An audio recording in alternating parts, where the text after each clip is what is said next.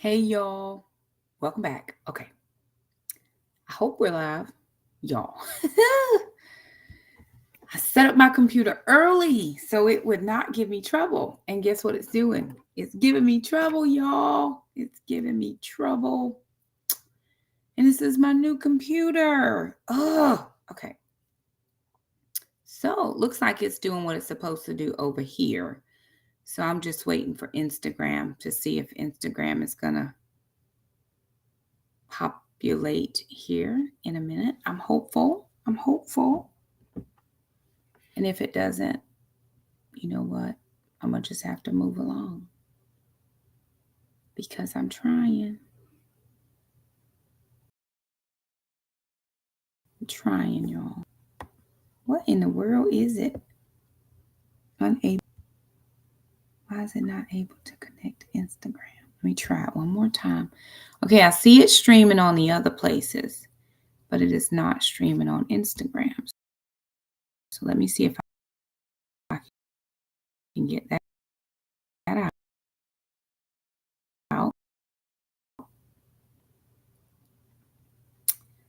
Because I want to be able to do it on copy. Let's see. It's going to let me be great. It may not. Sometimes allow me to have greatness, even though I try my hardest. And I have been trying to get this thing to connect for the past 24 minutes. Not now. So we're going to see what happens. I can't see that. I need an assistant. I need to hire an assistant. But we're going to be live, y'all. We're doing God is a Matchmaker. I'm excited. I'll show y'all the book. God is a Matchmaker. We're doing chapter 8. Tonight is chapter 8, the woman's role in marriage. So if you're joining me, thank you so much for joining me. Thank you for your patience. I'm trying my hardest to get Instagram to do what it's supposed to do, and it's just not doing it. Very good. Let me know where y'all are chiming in from. Let's see. If it doesn't connect to Instagram, I'm just going to go out of Instagram and not worry about it. If it won't let me connect, it'll be perfect. They'll just Instagram part. Okay. All right. Okay. We're going to keep moving, y'all. Praise the Lord. Okay. I'm just going to keep it moving because I don't have any other options at this time. All right. Okay. You can hear me. Would you chime in? You can hear me? Because that would be helpful. Oh, blessings of things happening. And I did this early so I would not have these problems. And I am still additional problems. Way more problems. Anywho. But now I can't see. So okay. All right. So I'm going to turn off Instagram because it is not able to connect to Instagram. I'm going to save what we have over here. And prayerfully, the rest of us are going to be okay. All right. Very good. I have some little spinny circles. Okay.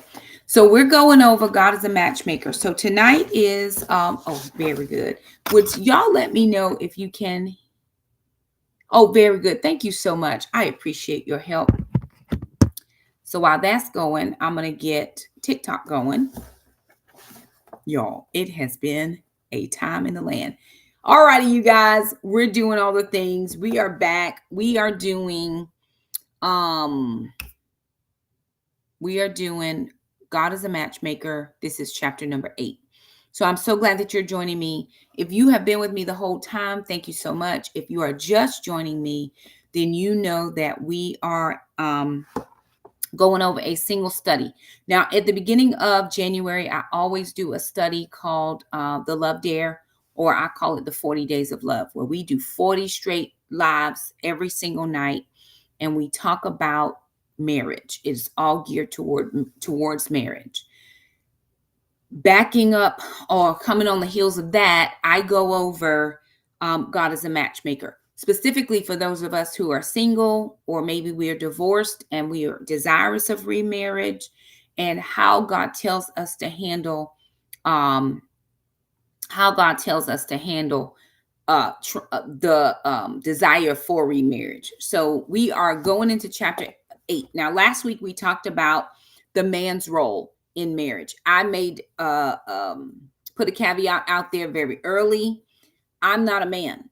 I can't tell you exactly what a man is supposed to do.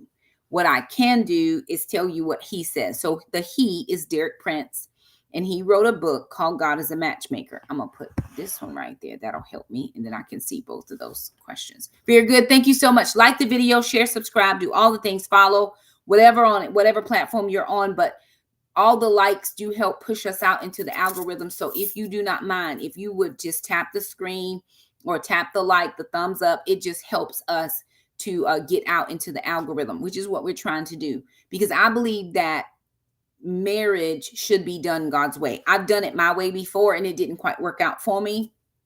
And that ended up in a divorce. And that was just, it wasn't something I foresaw. It wasn't something that I wanted, but that is just the reality of what it was. It's the reality of myself allowing myself to get ahead of God's plan for me. In chapter 8, which is the woman's role, because Derek Prince did chapter 7. Now his second wife, because we all know, if you've been following, his first wife, she passed away. She was significantly older than him when he got married to her. She had 9 girls, 9 children. So here's the thing, because we have a lot of men out here talking about they're not going to marry a woman with children. Let me tell you something. If God tells you to do it, you better do it. Now, none of those children were her children, her birth children. She actually took in orphans when their parents or families would leave them out to just give them away or didn't want them. She would actually go and take those kids. And that was the assignment that the Lord had given to her. And so when Derek came into her life, of course, he was much younger than her by quite a significant amount. I think 15, 17, something like that, maybe 20 years younger. They weren't going to have any of their own children. And he went into a marriage with this woman knowing that she had 9 children. They had 8 at the time. And then they adopted Jessica, which was their last adopted daughter. And they were all different races, nationalities, and all that. So what I'm saying to you, to me, to those of us who have children, and we have been told no man is going to want you with that number of kids, if it is God's will for somebody to join your life and to help you co-parent, to help you raise your kids, you don't have to worry about what society says, because they don't have to stand before the Lord and give an account. You do, and that man does. So I've always, there have been people who have said, oh, no man's going to want you with 4 kids. You know what? Sometimes I don't guess having 4 kids, but I have 4 adult children. They never get past that part. They're just like, you got 4 kids? Oh my God. Oh no, that's too many kids. They never ask any questions about my children. My children are grown, with the exception of my last son, and he will be 16 this week. So I have one more child at home, just one, that is underage. He'll be 16. I have a 35, a 20. My son just turned 29. My youngest daughter turned 21, and I'll have a 16-year-old this week. But they never get past that part. They let the number trick their mind into thinking, oh, now they got to step in and become insta-dad. I just think the Lord blessed me and graced me that we didn't even have to have that part. You understand what I'm saying? Like, no man has had to come in and fight the baby daddy and have baby daddy drama issues and all these other things, because we don't have that in my ex-husband and I. We don't have that type of a relationship. And so God has graced me. So whomever does come into my life is going to be graced with that as well. He that finds a wife finds a good thing and obtain favor from the Lord. He's going to be favored from the very jump, because he doesn't have all that drama to deal with, because there isn't any drama to deal with. Does that make sense? Okay, very good. Now, last week, again, we talked about the role of the husband, and all I could do was I could lead you through Derek's perspective. Now, there's a whole lot of different perspectives on marriage. Everybody has their own perspective on marriage. I have mine as well. Now, I'm going to tell you in chapter 8, his current right, well, his second wife, Ruth, talks about the role of a woman, and she gives us her perspective as the role of a woman in a marriage. Now, I will be upfront and tell you some of the things that she says in here I don't agree with. There are certain things, and I think this was written almost 20 years ago, or updated almost 20 years ago. So we've come a long way in that time, and thought processes have changed a tiny bit.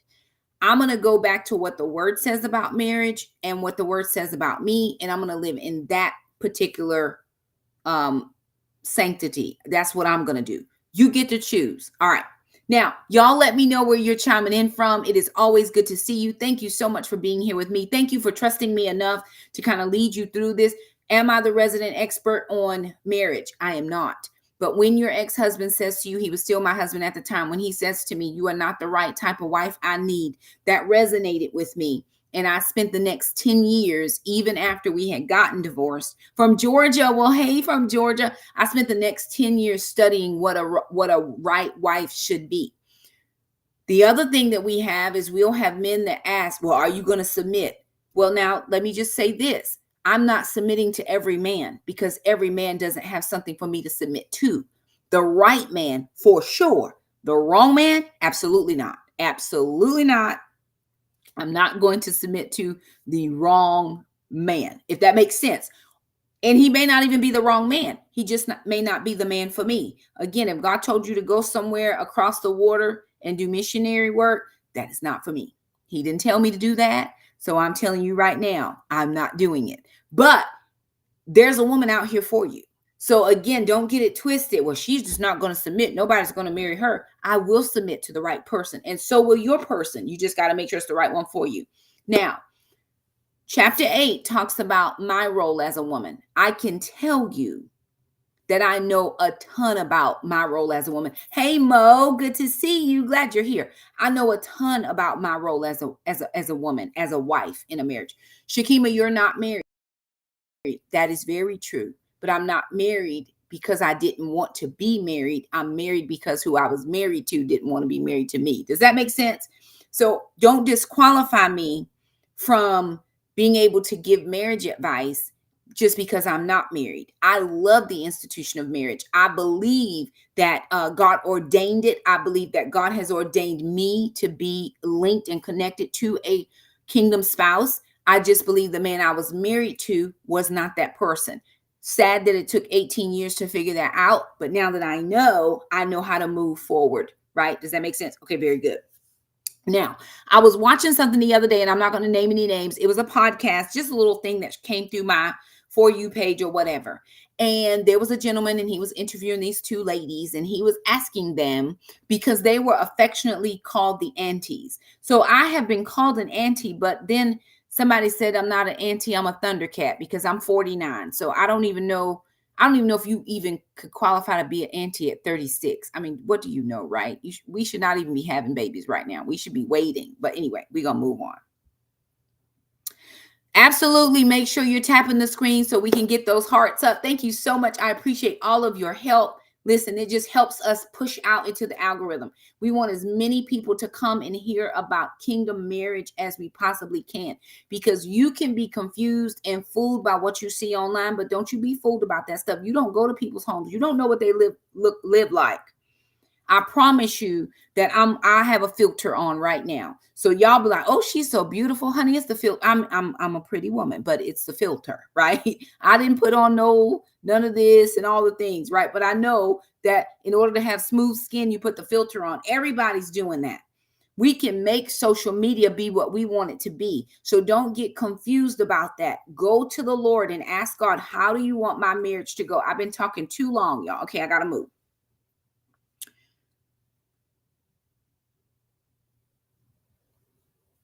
Oh Lord, I've done something. I don't know what I did.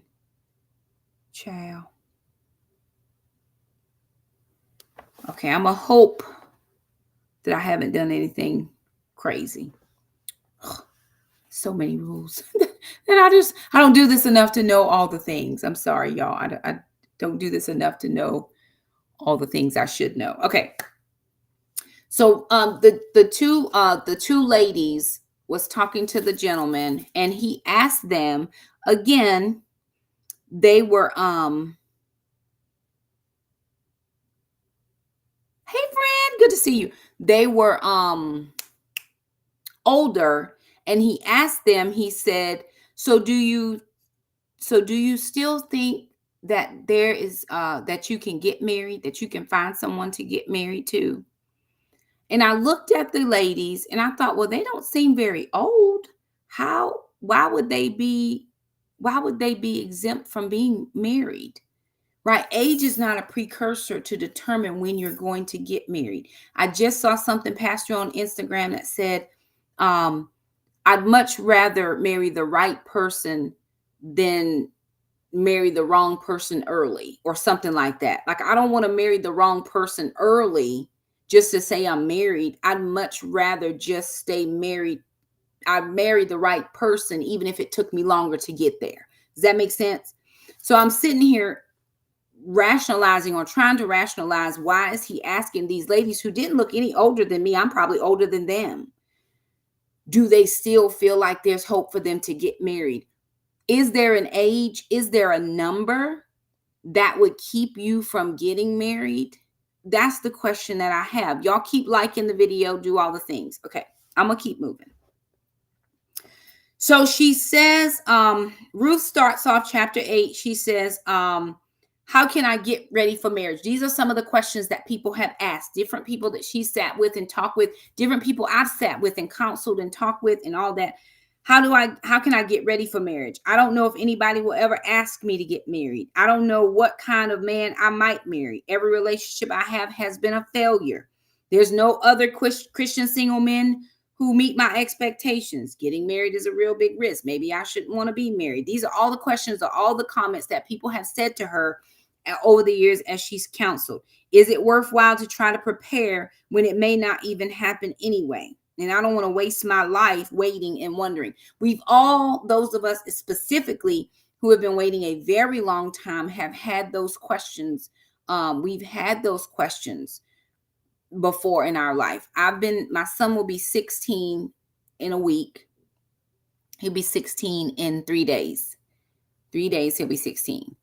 My ex-husband left when he was 4 months old. So from the time he was 4 months old until now, I haven't had a man.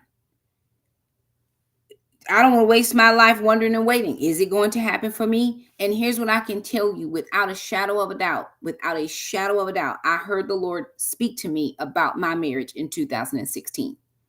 Now it's 2025, Shakima. That was 9 years ago. It doesn't matter. God didn't tell me. He didn't tell me when. He just told me what. He told me what, and he told me who. Not a name specific. Does that make sense? He didn't give me a name. Your husband's going to be Bob. He didn't tell me that. He told me the essence of who he is. I already know his character. I know his nature.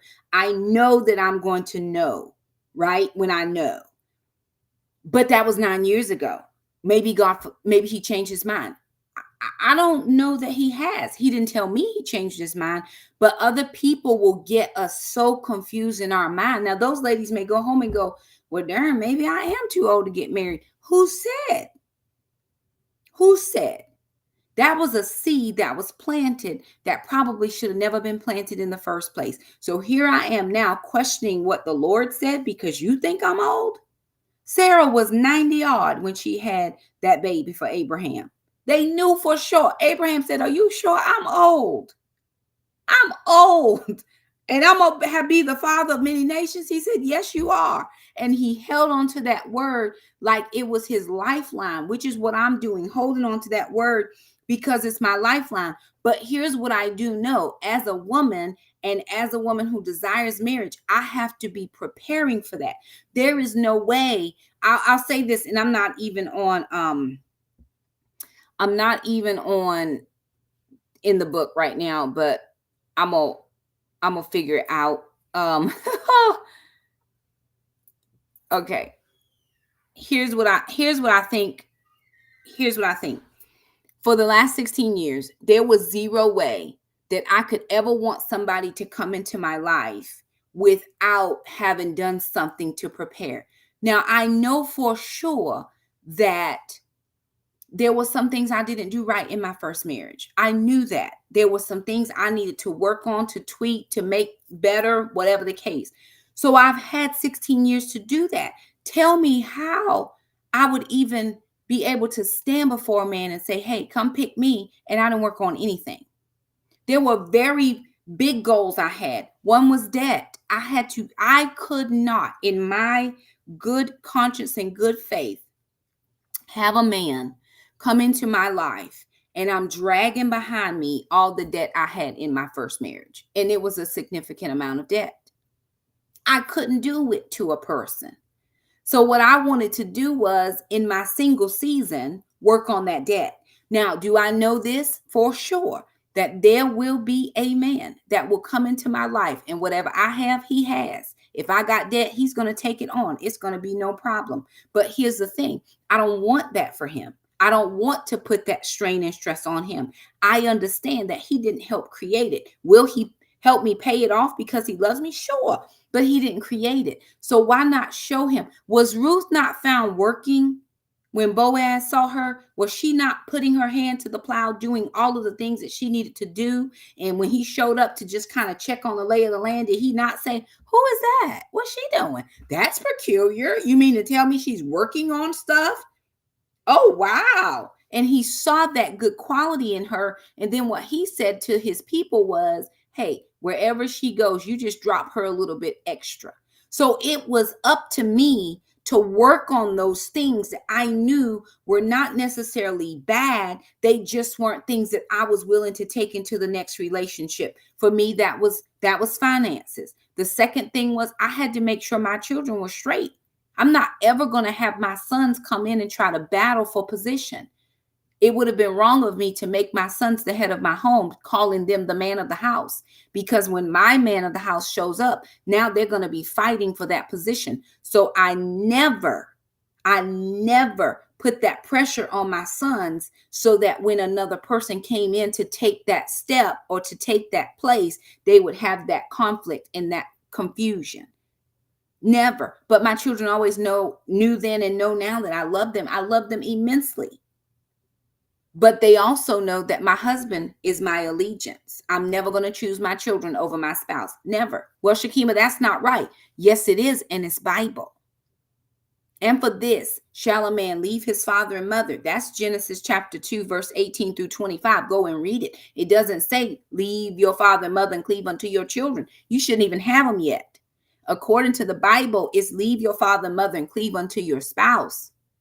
And then the children come. Because just as sure as today is Sunday, your children are going to be born.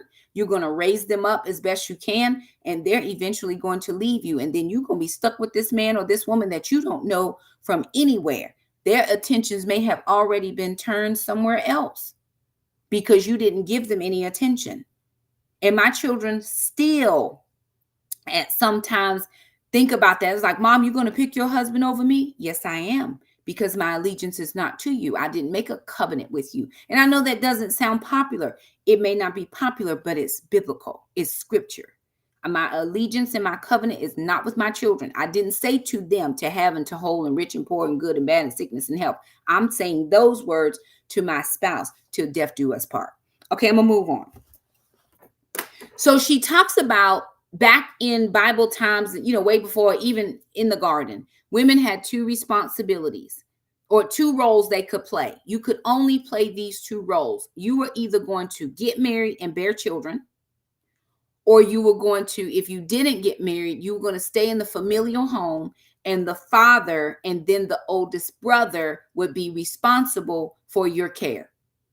So that was all you could do. Now we know for sure in 2025, that's not how it is. We got big boss women. We got women making more than husbands. We got women who bossed up, they CEOs making 7, 8 figures, and the husbands is doing the best they can. We know some house husbands. I've never in my life heard of a house husband until very recently.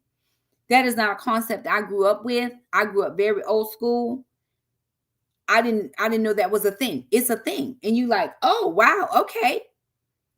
So that no longer is how it is, which it's helped women, right? Women, us getting our freedoms and being liberated and being able to do what we want to do. It has helped us, but in some instances, it has harmed us. And there are some instances as well I've seen in these social spaces where marriages are breaking up because of the social, because of one spouse outdoing the other spouse. What, you know what I'm saying? One spouse is making more, the husband is upset because the wife is doing better, or whatever the case. I get it. I think as long as we're pulling in the same direction, we're going to do very well. But because of some of these, the woman is now working outside of the home. Maybe she's not having children, any of those types of things. So here we now have divorce rate is high. We have some people who are anti-marriage, period. They're not going to get married. They don't see anything about marriage in their future, any of those types of things. And so where do we find our happy medium? Those of us who desire marriage, where do we find what is our role? Where do we fit, right? Does that make any sense? Because a lot of us don't know where we fit, or we don't know where we fit, or we don't know what our role is. And so she gives us 12 things. Now she said this, and this is where I don't agree with her. She said, what did she say? A woman whose own marriage has failed cannot teach her daughter by example. I don't think that's necessarily true. I do think that we can teach the right thing based on what we did when we did the wrong thing, if that makes sense, right? I can go back and look at my mistake. I can go back and self-reflect. I can review. I can say, dang, this didn't work right. So let me just teach my daughter not to do this thing. Or this worked really well. When I was married, there was a lot of good things that I did. So I think I can teach those concepts. I don't think that anybody can teach you how to have a perfect marriage, because you don't even get to practice marriage until you get married. Does that make sense? You got to have practical application before you can even work out the little bumps and the kinks. So I do believe that you have to be married in order to figure out your marriage. But I do believe that there are people who can have a voice in to certain things, right? Okay, so I'm going to move on, and I want to talk a little bit about the things that she talked about. She gave 12 suggestions on things that women should do. She did go into Genesis chapter 2, verses 18. She talked about that. She says a woman's nature finds expression in fulfillment in helping, being a helper. Let's tell us that God gave Adam a helper, someone who could help him do what he already was doing. Here are some characteristics of a helper. In general, a helper is wise, kind, faithful, loyal, sober, honorable, trustworthy, gracious, courageous, and generous. As far as the home is concerned, they're industrious, prudent, strong. They're carers of the home. My pastor's wife calls us the mistress of the domain, and the men become the Lord of the earth. That means he takes care of the outside stuff. The wife takes care of the inside stuff. That's kind of how I was raised. She's also capable and she's dutiful. As far as the feminine qualities of a woman, she's modest, she's pure, she's of meek and quiet spirit. That doesn't mean she's mousy, and it doesn't mean she doesn't have a voice. She may not be mouthy though. You know what I'm saying? Like, I'm going to have a gentle spirit. And I've prayed that for years. God, gentle my spirit, gentle my spirit, gentle my spirit, gentle my spirit, Lord. I just wanted my spirit to be gentle, because I know me. I know I can have a lot to say, but maybe I don't need a lot to say right now. I never want to supersede my husband's personality, but I have my own personality, and I have to learn how to make those be cohesive with one another. Does that make sense? I hope it does. Don't forget to tap the screen for the hearts. We appreciate it. Then spiritually, she's prayerful, she's prophetic, she's ministering, she's devout, and she fears the Lord. That is how it is. And that's how it should be. Those are just some characteristics, not an exhaustive list, but some characteristics. Now, She said, which I thought was good, that you have to develop these things before the man comes. Now, some of us are fortunate enough, we have a high school sweetheart, we get married right out of high school or whatever the case is. But if you're not, and even if you are, we still can develop into a wife. If we don't have some of those characteristics, we can develop them, right? We want to work towards that development quite often. Okay. The first thing she gives us, these are just 12 suggestions. So if you're taking notes, if you'll write these down, somebody put in the comments for me. That way, make sure everybody gets them because I don't want you to miss one. The first thing she says is prepare to be a helper. That goes way back to what is your spouse doing? Again, are you going to submit? Not if you're not doing something God didn't tell me to submit to. No, I'm not. No, I am not. Shakima is not. I'm telling you up front. You want to go off and be a missionary into the south of Zimbabwe? God didn't call me to that. I'm not helping you. I am not. But if it's something that the Lord put on your heart that I can see myself jump into, we just got back from the beach. When I say we, I have an international women's ministry, and some of the ladies of Titus 2, we met together for a retreat. We got together for a retreat, and hospitality is a gifting that I have. I'm always going to feed you. I'm always going to make sure that you are well taken care of. I'm always going to make sure that you have what you need, even if that means I'm in the kitchen all the time. I am here for being in the kitchen. That's my gift area. So if my husband is putting on an event and he needs hospitality, I'm here for you because that's what I do very well. I do that very well. Also, if for some reason the Lord sends me a husband who does what I do, preaches, and he can't preach today, or he's in multiple places, multiple different engagements, I can go and help him by going to one of the lesser engagements or the ones that he couldn't get to. I can do that because I know how to do that. Does that make sense what I'm saying? You got to learn how to be a helper. She said, when God created a woman, he had a definite purpose in mind. He made her different from the man because she has a different function. It's not less, it's just different, which I totally agree. Suitability. Am I suitable to be with this individual? And that comes out of Genesis chapter 2, verse 18.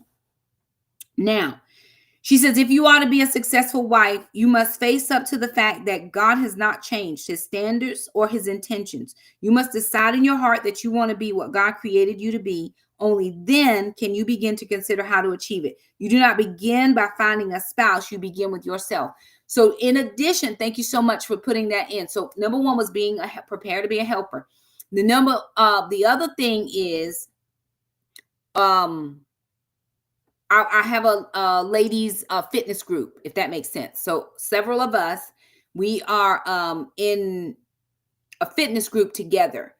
And my goal in being fit is so that I will have a long life to live with my spouse. I'm 49 years old. Now I have longevity in my family. My grandparents have lived long ages. My grandmother's still living. So I have the potential for that, but not if I don't take care of myself. I can't wait till my husband comes so we can go to the gym together. I'm going to the gym now. When he comes and he's like, baby, you want to go to the gym? My bag is in the car. Let's go. But I have already started going to the gym. Does that make sense? We have to start working on ourselves prior to the spouse coming, be it male or female, right? You got to work on you. What are the areas in my life that I have to work on? Right? She said this, and I thought it was good, and I'm going to move on. Until you are married, you cannot know the exact kind of helper you will need to be. Your husband's vocation and temperament will determine that. Normally, however, the primary way a wife helps her husband is by making a home for him. I don't do anything else unless I'm doing stuff in my house. I'm cooking, I'm cleaning, I'm sweeping, I'm making sure that my son, we took the curtains down the other day to put them in the wash. And my son said, Mom, I didn't know. Oh, well, thank you so much. He said, Mom, I didn't know what you wanted me to do with them. Put them back up. We just took them down to wash them so that they would smell nice, right? We want the house to smell good. I came in, we have a composter in the house, and I smelled something. I was like, what is that smell? Because my house shouldn't smell like this. Well, we had some greens go bad. and we put them in the composter, and it made the house smell. And I'm thinking, wait a minute, I got to fix this because somebody might come over. So for me, my primary role is in the home. Now, I get it. If you are outside of the house work person and you just want to go to work, listen, go do all the things that you are good enough to do. I'm just telling you, me, I love taking care of my home. This is my domain. It's where I do my best work, in this home. I was raised that way by my grandmother. I've raised my girls that way so that they can be that for their spouses as well. Okay, I'm going to move on. She did say this, and I thought it was good. She said, the wife in Proverbs 31:10-31 provides an example of a woman who has embraced the vision of being a helper. Here is a businesswoman who manages the family affairs so successfully that her husband is free to take his place of leadership in the city. She buys and sells. She extends a generous hand to the poor. She speaks with wisdom, and her husband has full confidence in her. That's all according to verse 11. My husband, your husband, should have full confidence in your ability to manage well, right? And if you don't, then learn management prior to marriage. That doesn't mean learn control. Control and management are two different things. So what I have to understand is I need to learn how to manage. Of course, that means I'm going to be working on my leadership. I have to learn how to lead in my home. The Proverbs 31 woman, she was a businesswoman. She was a mom. She had servants who worked for her. She bought and sold. She could make her own clothes. She could eat. She could trade. She did all those things. She did so much so that the husband, all he had to do was go sit at the gate. And everybody would talk well about her. That's the kind of woman that we want to be. The second thing she says, and if you're writing this down, take this note. She says, cultivate your relationship with the Lord. Cultivate your relationship with the Lord. My relationship with God is not second. My relationship with God is going to determine my relationship with everybody else. When me and the Lord are right, me and you can be right. But if me and you ain't right, something is wrong with me and God. I don't believe what he said. I don't believe he wants the best for me. I'm feeling jealous of you. Something is wrong with me. Number 2 is cultivate your relationship with the Lord. Right? There's something wrong there. She says, your heavenly Father has a plan for your life that is good and acceptable and perfect, according to Romans 12:2. It has to come from your relationship with the Lord. You've got to sit and be with the Lord. You have to know what God says about you and what he wants for you. How do you know that other than to spend time with him? How can we cultivate anything if we never picture this? A man wants to be with me, but he never is with me. Like, I dated one person in 16 years and he wanted to be with me, but he never had time. And he would always tell me how busy I was, but he never had time for me. And we lived an hour apart. What do you mean we can't see each other? See, that's what God is saying. You mean to tell me we can't never be together? How are we going to be together if we can't never be together? I don't go to God in a crisis mode, in emergency. Me and the Lord are together all the time. I was driving home today from the beach, y'all, and I was listening to a song. It's called "The More I Seek You" by Carrie Job.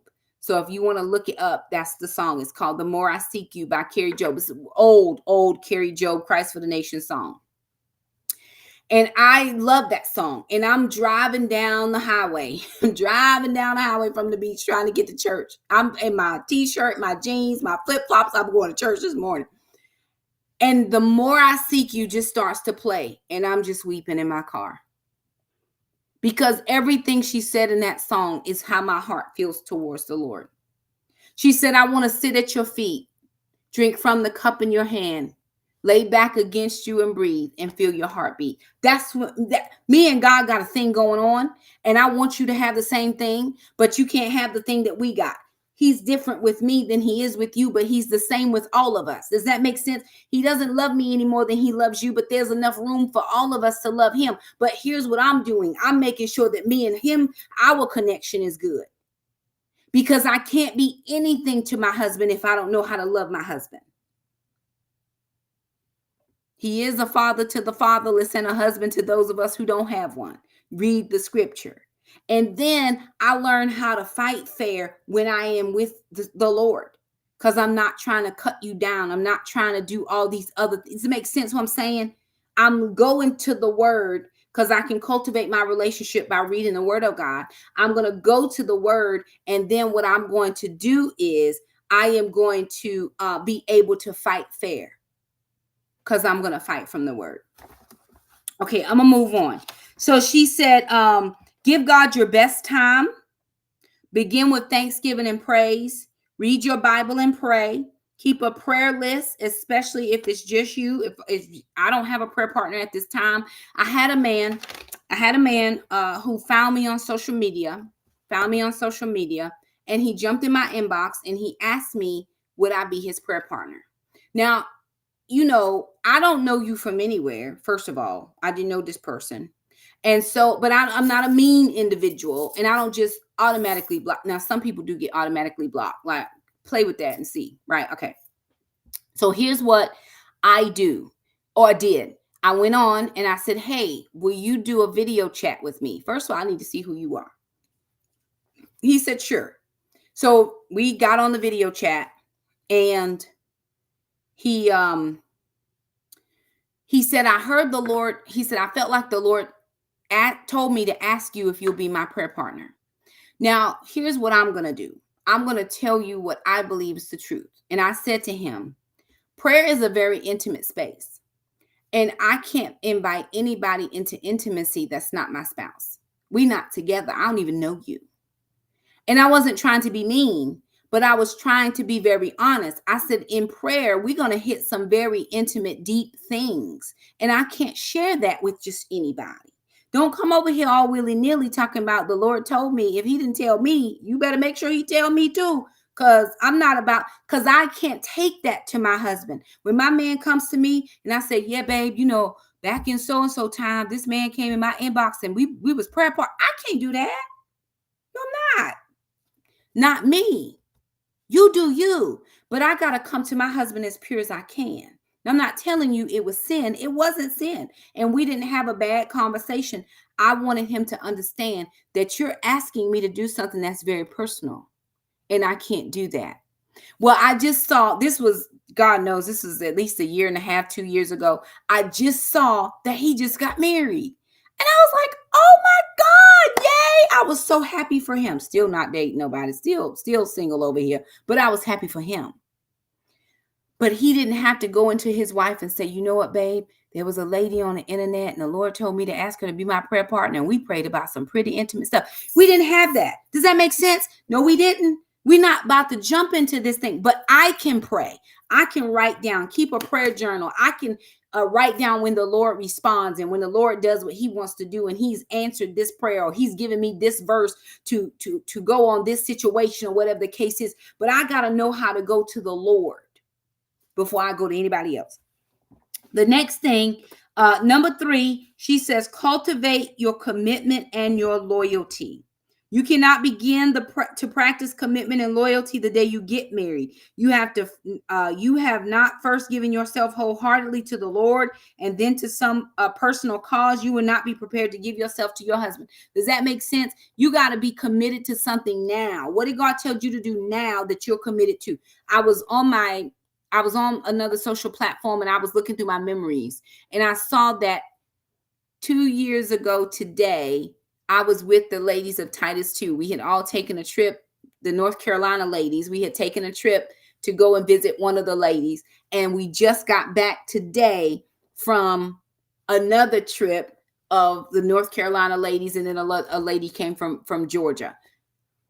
I'm committed to this thing. I'm committed to come, even when my computer don't act right. And it's got me 30 minutes later than I need to be on here. I'm committed to this. I'm committed to helping those women. And likewise, the older women shall teach the younger women how to be of sober mind, how to be good wives, good women, and good mothers. I'm committed to that. And I'm doing that now. Again, when Boaz found Ruth, I thank you, Holy Spirit. When Boaz found Ruth, she was working.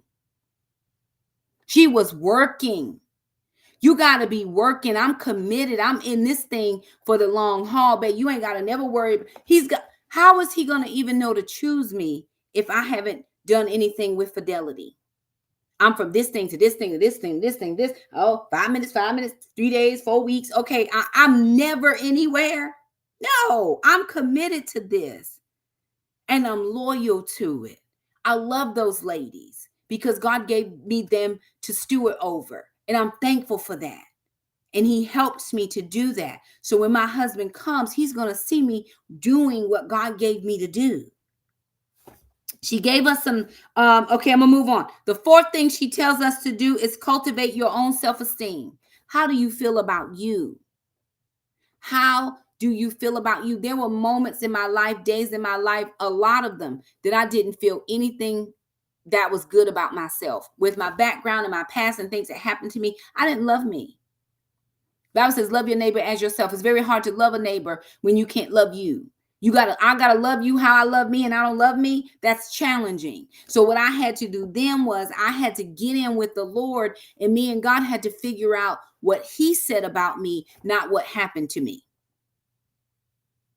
And then I began to change some things in my thought pattern. And I was like, okay, Lord, I believe you and I trust you. Philippians 2:13 says, for it is God which worketh in you both to will and to do of his good pleasure. It is the Lord that does the work in us. We allow the work to be done. He won't supersede us. He won't ever overtake my will. But if I allow him in and I say, Lord, do with me as you want to do. Lord, change me, fix me. Lord, do whatever you need to do for me. He does that thing. And I'm thankful for it. Does that make sense what I'm saying? I am so committed to the Lord because God has never looked at my past. He's never looked at my background. He's never looked at my failures. He just looks at me through his son's sacrifice on the cross. And he says, that's my daughter and I love her. And I am so stinking excited about it. Now, listen, when I started this study right here 3-4 years ago, it radically changed my thinking about dating, about partnership, about all of it. Because I was, Lord, when? Is it him? Is it him? I don't think about that at all. I just keep on moving with Jesus. All right, I'm gonna move on because I gotta go. It's 12 of these and I'm only on 5. Be willing to learn. Another look at Proverbs 31 should encourage you to develop in as many areas as you can. If you are in school, either high school or college, or maybe you in master's degree or move or even further, be sure you also give time to practical skills. Learn things you don't know how to do. There's too much on social platforms now for you not to know how to cook. If you need to know anything, all you got to do is type it in your phone and somebody has figured it out for you. You cannot remain unlearned in certain areas and want to be somebody's wife. Can I tell you, I'm going to say this from an old school perspective. He wants you to do more than just look cute. Now, he wants you to look cute. He do. He want to have arm candy on his arm, and I get it. I want to be that for him. Yes, babe, I'm going to look good for you. I'm going to put it together and all that. But he want to come home to a meal as well. He don't want to come home to different color underwear than when he put them in there, right? You got to know how to wash clothes. Those are all practical things. And I see a ton, 250,000 views on watch me clean my nasty house. Why is your house nasty? Just a question. And y'all pray for me because I be like, Lord, how they get a man? I don't even have a man and my house is clean. God, how? In my business, Shakima, he ain't here yet. Just keep working on you. But we got to have practical skill. You got to have practical skill. I don't know how to clean. First of all, here's one trick to not having to clean so much. Don't have so much stuff. You don't have to have all of the things. If you can't keep all the things clean, have one of everything. That's it. And as you see your cleaning routine become better, then get more stuff or not. You don't have why do we have to have the stuff we don't take care of anyway? He says, if you're faithful of the little, he make you Lord and ruler of the much. Despise not the small things.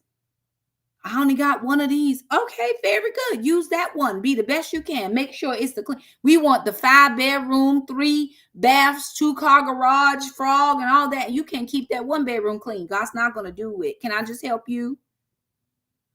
Please, please, please do share. Yes, yes, yes. Please do share. Share the video, please. We can change. We can change the landscape of what marriage looks like. There are so many people that God has marriage for that can stay married if we would just do it this way. And again, you're not going to have that practical application until you get married, but there are so many things we can do ahead of time. Moving on. All right, be willing to learn the things that you don't know. Somebody has already figured it out for you. Just type it in your phone. Just type it in your phone. Okay. Be diligent to avoid passive occupations that lead to empty and uh that leave you empty and your senses dulled, especially TV. She talked about that. Now I get it. We are honey, we just scrolling. We have the strongest thumbs that there is because all we do is scroll. And I'm a scroller as well. Hey now, thank you for joining me. But here's the thing: I can't become so wrapped up in this that I have let everything else. What I do, because I do like to have stuff that goes around my neck. I put my earbuds in. Show that I'm sorry. I put it around my neck and I just go and I clean. I put my song on, or maybe I'm listening to a preaching. I don't always listen to preaching, but I listen to a lot of music. I sing. So I just have that going, and I'm going around my house and doing stuff. I garden.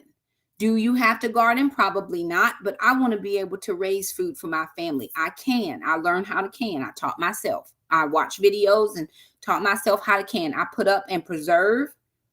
I do not sew my own clothing, but I would love to. It's just not something I've had time to do right now, but it could be on my bucket list. So learn things. The number 6, you have to be willing to serve. It says there's no better way for a woman to express her love for her husband than by serving him. Now, here's the thing. That doesn't mean you are a slave to anybody. It just means I'm serving him. I'm trying to do things for him that make his life easy. If your husband works every single day out of the house and he needs his shirts starched and he needs his ties and he does dry cleaning, very good. On a Friday, collect all of his things because you know he's going to work. Just get all the beginning of the week stuff together. Take that on to the dry cleaner for him. Pick it up. I work too. Very good. Then come up with the best solution for how you can serve your man.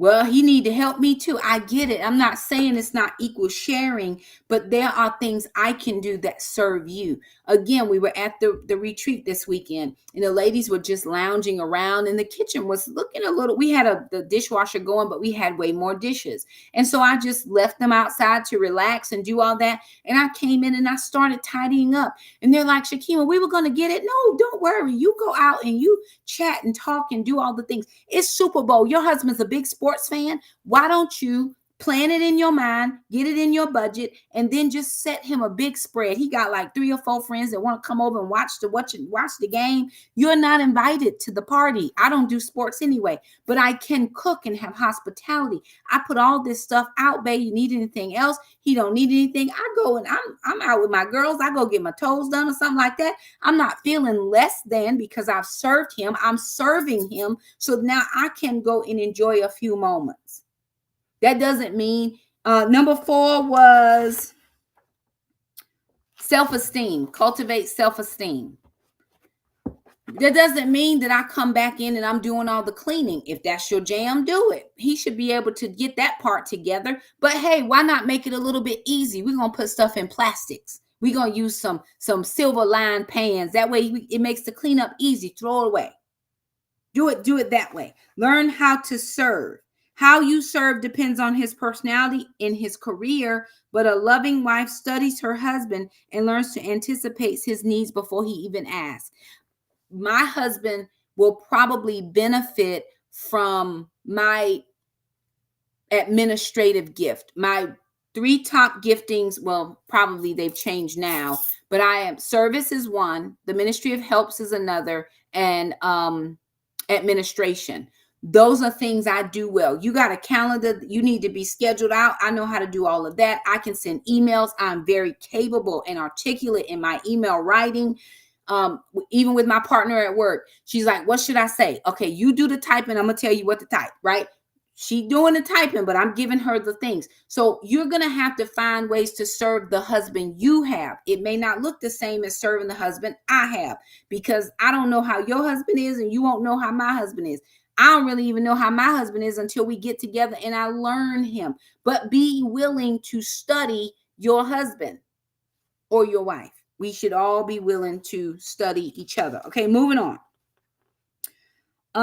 Okay. Moving on. Okay.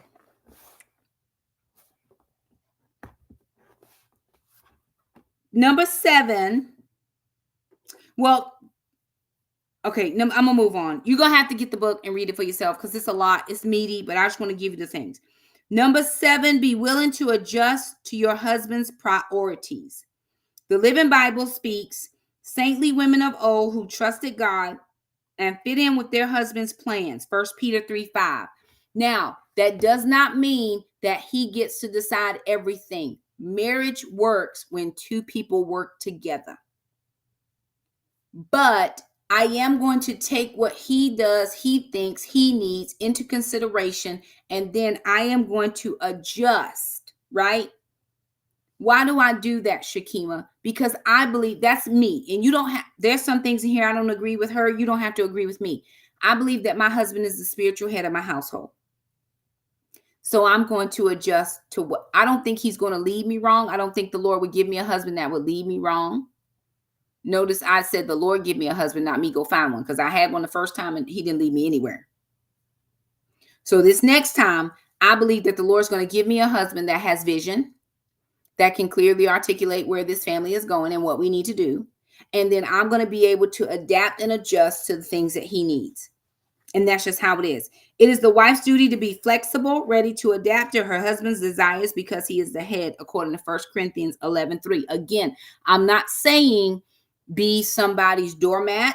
I'm not saying be somebody's, they are on top, they just,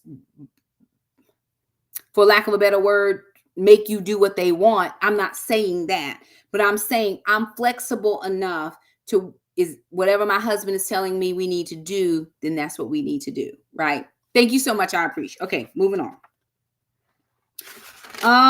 8, learn to pray and intercede for others. Ephesians 6:18-19, and pray in the Spirit on all occasions with all kinds of prayers and requests. Be alert and always keep on praying for all the Lord's people. Pray also for me. God is looking for intercessors. So you got to be a person who prays. I have got to pray. It's mandatory. You cannot do anything outside of that communication with the Lord. If you don't have somebody that can pray with you, because right now we don't have spouses, but maybe that's my sister can be my prayer partner. But here's the thing. I don't need anybody in this house to pray with me. I have the word. If I don't know what to say, pray the scripture. God, I thank you that. God, your word says, and you get the word and you read that. That's all you got to do. So we're going to learn to intercede for other people. The next one is very important. Number 9, learn to properly care for your body. Learn to properly care for your body. Now, that can be in all different interpretations, but this is what I'm telling you. When you are 450 pounds, you are not any good to anybody. And I'm saying that from a woman who was 250 pounds. I've almost lost right at 70 pounds, 66 pounds. I've lost as much as 89. I've gained a little bit back, but I've lost a lot of weight. I couldn't imagine carrying around a whole extra half a human, but that's what I was carrying. You're not good to anybody. You don't feel good. You're upset all the time. Most of us who are heavier are depressed. I'm not saying everybody. I'm saying when I was heavy, I just couldn't figure out. I couldn't go nowhere. I couldn't do nothing. I couldn't walk up the stairs. Child, we couldn't be active together. Ain't no activity happening. I wasn't going to the gym at that weight. I was embarrassed. That was me.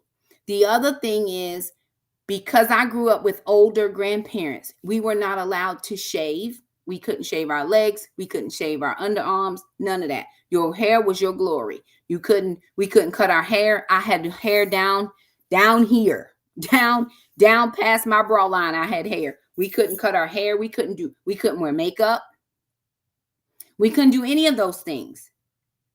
Now in social media space, all the things are out. Everybody's showing everything. I'm like, woo, praise the Lord. especially doing these little clothing reviews, honey. People are showing it all. I'm like, I wonder now why. What is so different? And the thing was, honey, you're just seeing everything. You're just seeing all the stuff. I'm like, oh, bless it. Well, I can't do all that, right? But I am going to the gym. That's something that is, I'm doing that for my husband. I want to be able to keep up. I want to be able to be physically satisfied and satisfying. I want to be able to do all of those. When he wants to go, I want to go. I don't want to be too tired. Then I learned how to take care of myself. I cut my hair. I like it short. I keep it done. I learned how to do my makeup. I learned what clothing fit my body. I was watching something yesterday. Somebody sent a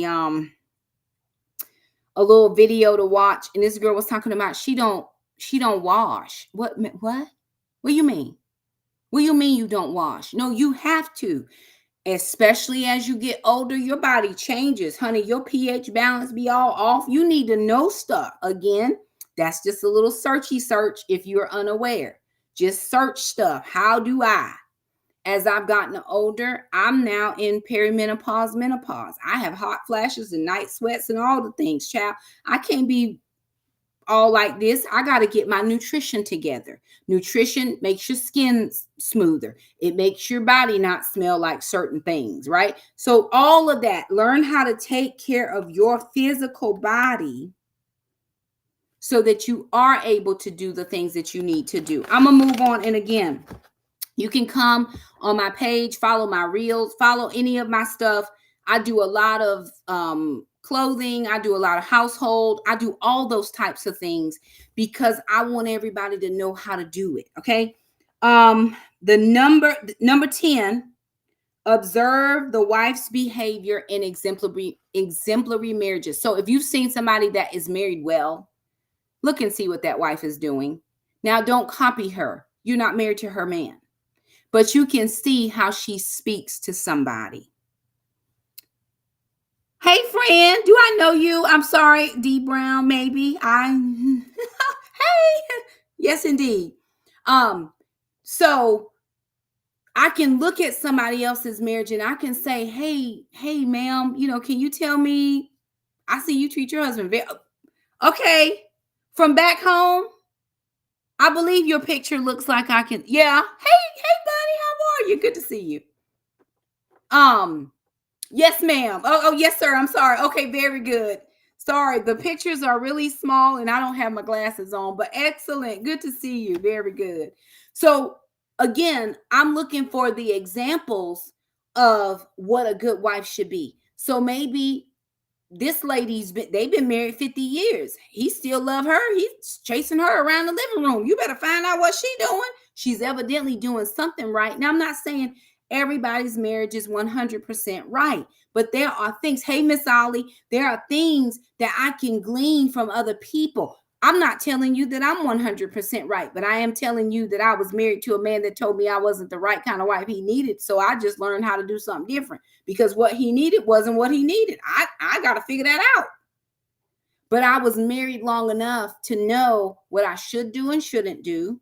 I'm not married now. I desire it later. So I know what I should and shouldn't do. And I have marriage mentors. I'm looking at different people. I'm like, hey, her husband treats her nice. There's got to be a reason. It's not just because she's doing something that ministers to him as a man. And he in turn treats her extremely well. So let me figure out what she's doing. There's no shame in anybody's game in asking for help. Hey, can you help me figure out? Because I'm not exactly sure that I'm doing the right things. And there's nothing wrong with that. Okay, I'm going to move on. This is what she says in the book, and I thought this was very good. We only have 2 more. Y'all stick with me. I'm a little bit over, and I'm sorry, but stick with me. We're going to be done.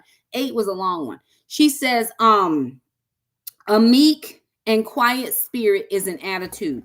Now, I came from a household that was very loud and people argue all the time.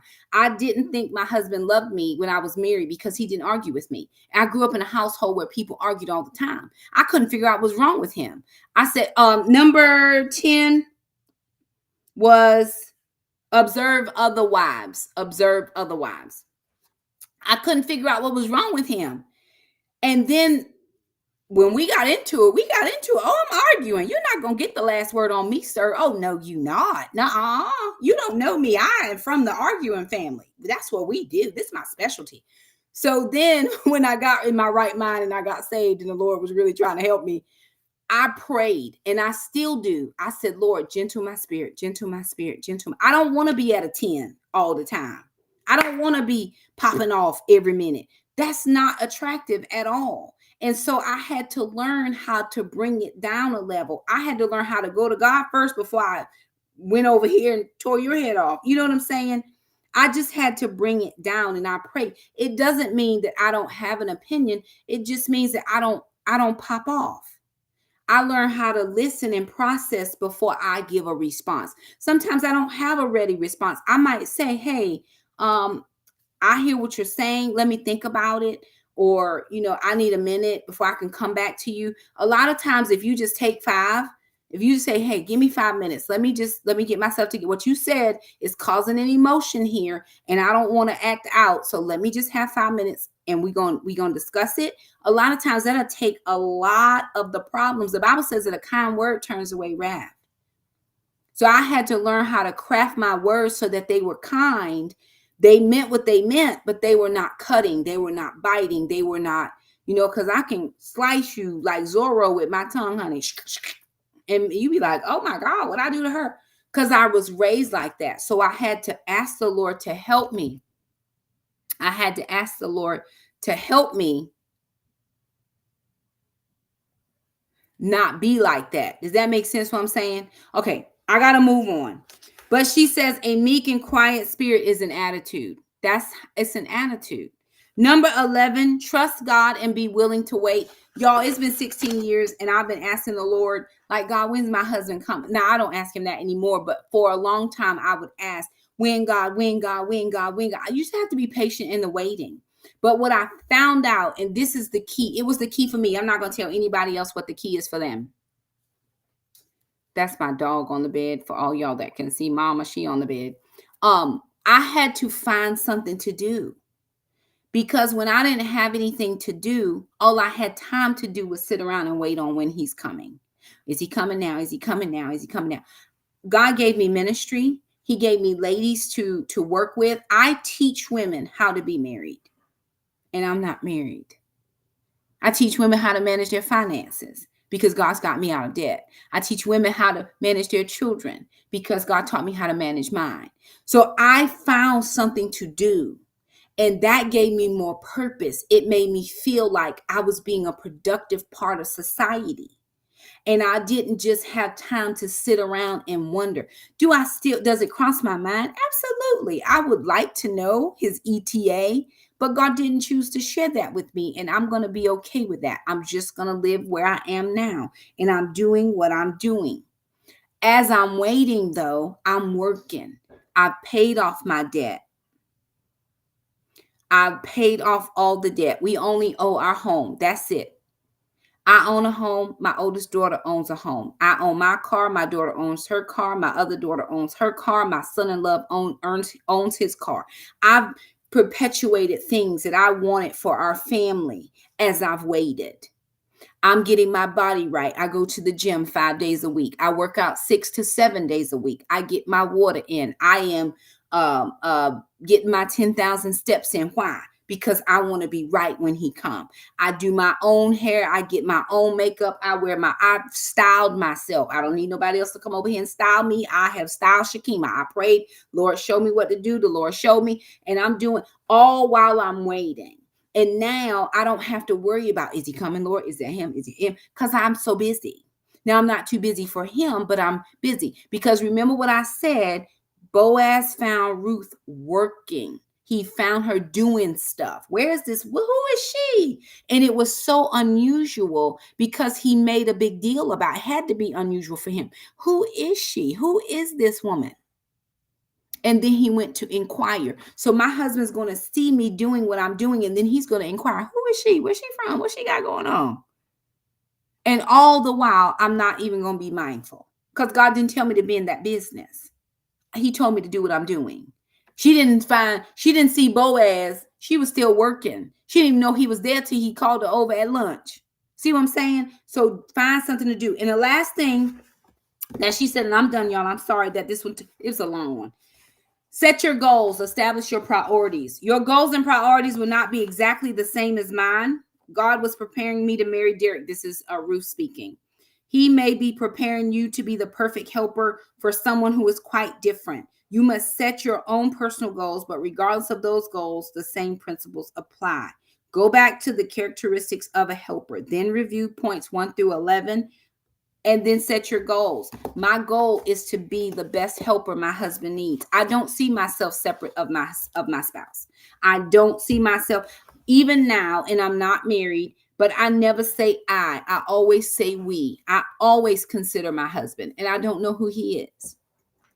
I always think about what is going to be honoring to him. I do clothing reviews, but I am very specific and selective in the reviews that I do, because anything I do before he comes, he's going to have to deal with when he comes. So if all of heaven and glory is hanging out, then everybody going to see all his stuff, and then I'm going to have to explain why I didn't make a good decision. So I always consider my spouse. I want to be the best wife he's ever had. I may not be the only one he's ever had, but I definitely want to be the best one. I'm divorced. I want to be the best mom and bonus mom. I'm not going to be anybody's stepmother. I'm not stepping on people trying to get to somebody else. I'm going to be a wonderful bonus mom. I pray that God help me to be able to accept what he has, bringing it in at 49 and 50. Child, we all got kids these days.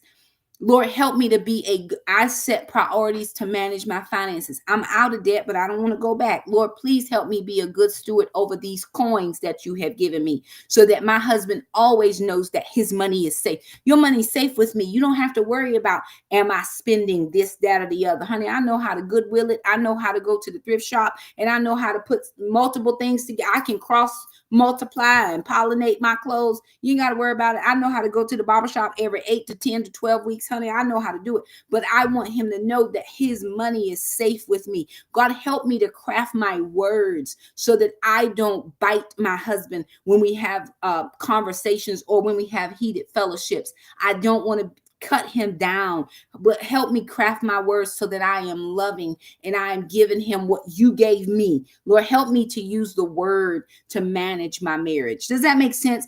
Those are things I pray. Those are priorities I pray. Let me have health as a priority. For right now, the biggest thing in my life is my health, because again, I want to have a very robust life with my husband. I want that. I desire it. And I can't if my body's not right. So I work it. I work it hard. I go to the gym. I'm in there pumping, not like the men. Somebody told me, if you want muscle definition, just take testosterone. Ma'am, I will not be taking testosterone. I don't know what you're going to do. Shakima's not going to take testosterone. Thank you so much for that piece of advice that I'm not taking. So anywho, there it is, y'all. And I did not do any justice. I am so sorry. You got to read it, y'all. It changed my life, honestly, when I read this book about 4 years ago. And I'm thankful for it. Next week, I will be back live. Chapter 9 is the role of your parents and your pastors. So your parents and pastors have a role in your marriage. You may not think they do, but they do. They don't have the final say. But as we want to be God honoring, and it is God honoring to honor our parents. And so we're going to talk about that. Join me here next week, live 8 p.m. Eastern time. If I can get my computer to work right, I'll be here. I do appreciate y'all. Thank you for the likes. Thank you for the hearts. Thank you for the shares. Follow me. Who's to say what I'll be doing in the next couple of days? I don't know, but I might be back. I love you guys, and I will see y'all the next time I see y'all. Bye now. Bye, everybody. Thank y'all for joining me. Thank y'all. Bye.